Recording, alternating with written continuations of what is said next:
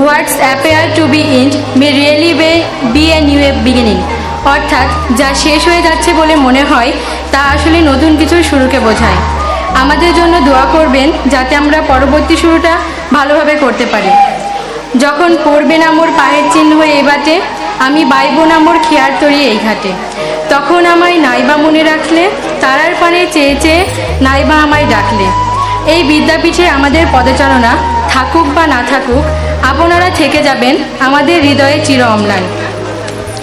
শুধুমাত্র বিদায় বেলায় আপনাদের কাছে এইটুকু চাওয়া থাকবে, কারণে অকারণে, জ্ঞাত কিংবা অজ্ঞাত সারি, বুঝে কিংবা না বুঝে কোনো অন্যায় কিংবা কোনো দুষ্টুমি যা আপনাদের কাছে দৃষ্টিকটু লেগেছিল, মাফ করে দেবেন।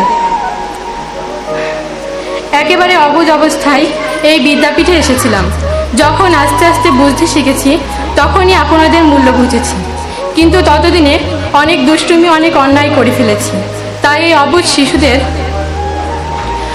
কোনো কিছু মনে না রেখে আমাদের জন্য দোয়া করবেন যাতে আমরা ভবিষ্যতে আরও অনেক বড় হতে পারি।